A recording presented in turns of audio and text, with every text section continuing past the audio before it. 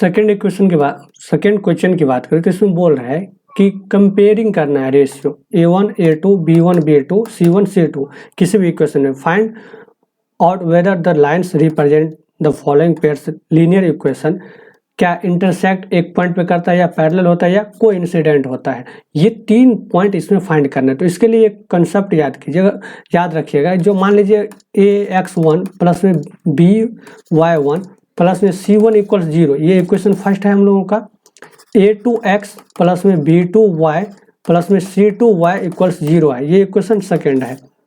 अब इस इक्वेशन में क्या है कि मान लीजिए A1 और अपॉन में A2 इज नॉट इक्वल हो जाता है B1 अपॉन में B2, तो यानी ये क्या करेगा कि पॉइंट इंटरसेक्ट करेगा,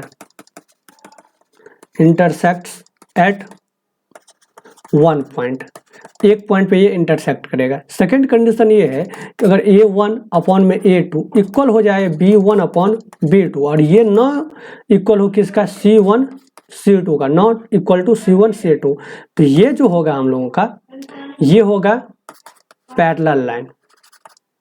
पैरेलल लाइन, अब पैरेलल लाइन होगा, देखिए इंटरसेक्ट करेगा तो यूनिक सोल्यूशन होगा, एक सोल्यूशन होगा। पैरेलल लाइन होगा तो कोई सोल्यूशन नहीं होगा। कहीं पे अगर पैरेलल लाइन कहीं पे आपका कट होता ही नहीं है तो ये कोई सोल्यूशन नहीं होगा। थर्ड कंडीशन, पहला तो ये, सेकेंड, थर्ड में याद रखना है कि ये A1 A2 equal B1 B2, यदि अगर A1 इक्वल यानी ये तीनों इक्वल हो जाए तो ये जो हम लोगों का हो जाएगा वो हो जाएगा कोइंसिडेंट। यानी थर्ड जो हम लोगों का बोल रहा है कोइंसिडेंट, यानी वो पोजीशन क्या हो जाएगा, हो जाएगा थर्ड वाला। ठीक है, फर्स्ट में तो इंटरसेक्ट एट पॉइंट तो हो जाएगा अगर A1 A2 is not equal हो जाए B1 B2। सेकेंड में पैरेलल बोल रहा है तो पैरेलल के लिए कंडीशन क्या है कि ये A1 A2 अपॉन में B1 B2 इक्वल होना चाहिए, is not equal C1 C2 होना चाहिए। और थर्ड में बोल रहा है कोइंसिडेंट, कोइंसिडेंट के लिए कंडीशन है कि तीनों क्या होना चाहिए, इक्वल होना चाहिए। तो ये याद रखिएगा। अब चलिए बढ़ते हैं प्रॉब्लम के लिए। अगर पहला देखें फर्स्ट का फर्स्ट सोल्यूशन, सॉरी सेकेंड का फर्स्ट सोल्यूशन, तो यहाँ पे 5x माइनस 4y प्लस में 8 इक्वल्स 0 दिया है। उसके बाद 7x प्लस में 6y माइनस 9 इक्वल्स 0 दिया है। तो यहाँ पे हम लोग कंपेयर करें तो यहाँ पे लिख सकते हैं हेयर, पहला इक्वेशन से A1 5 B1 minus 4 C1 equals 8 है।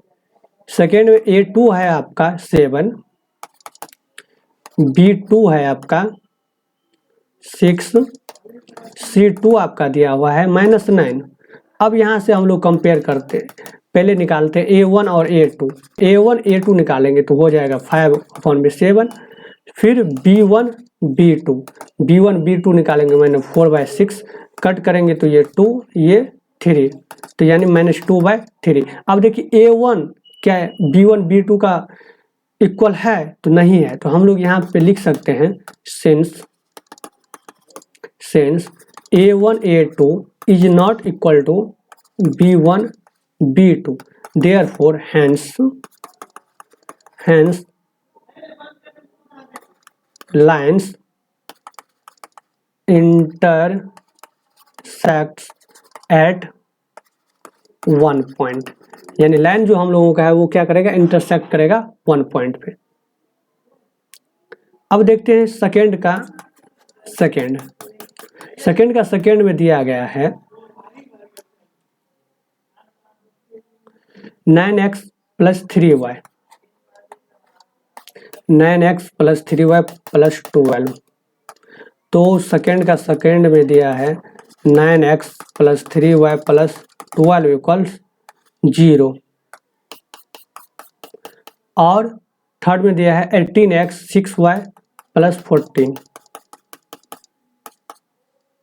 सेकेंड में दिया है 18x प्लस में 6y प्लस में 24 इक्वल्स 0।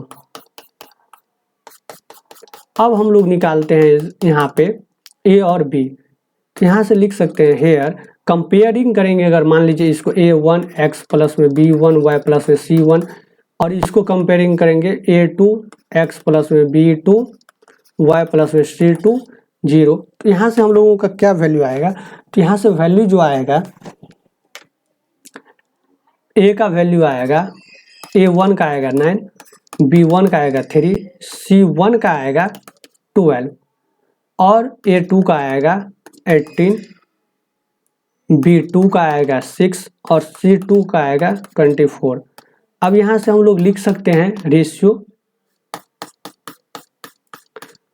अब यहाँ से लिखे a1 a2 इक्वल हो जाएगा 9/18, तो ये हो गया इक्वल 1/2।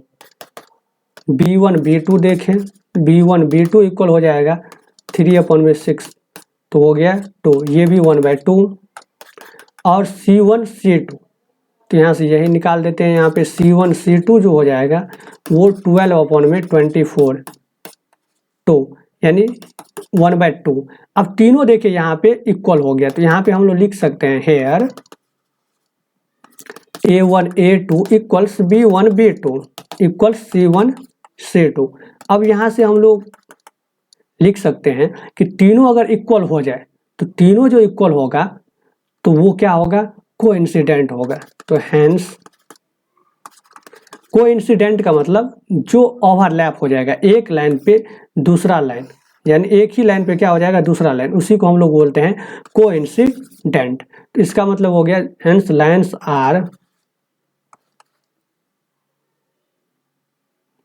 कोइंसिडेंट। तो लाइन हमारा क्या हो जाएगा, कोइंसिडेंट, यानी एक के ऊपर दूसरा ओवरलैप। थर्ड में बोल रहा है, देखिए थर्ड में जो है वो है 6x माइनस 3y प्लस 10। 2 का सेकेंड की बात करें तो 3 में दिया गया है, इसको अगर कंपेयरिंग करेंगे हम लोग a1 x प्लस में b1 y प्लस में c1 इक्वल 0, इसको कंपेयर करेंगे a2 x प्लस में b2 y प्लस में c2 इक्वल्स 0। तो यहाँ से हम लोगों को मिल सकता है a1 6 b1 माइनस 3 और c1 मिलेगा आपका 10। नीचे a2 इक्वल्स हो जाएगा 2, b2 इक्वल्स हो जाएगा माइनस y और c2 इक्वल्स हो जाएगा 9। अब यहाँ से देखिए कंपेयर करेंगे तो a1 अपॉन में a2 6 अपॉन में 2, यहाँ पे b2 का वैल्यू जो होगा वो -1 होगा। यहाँ से हम लोग कट करेंगे तो ये हो जाएगा आपका 3 और b1 b2 ये जो हो जाएगा -3 अपॉन में -1। अब ये हो गया आपका 3, माइनस माइनस कैंसिल, ये भी 3 हो गया। अब c1 c2 देखें तो c1 अपॉन में c2 ये 10/9।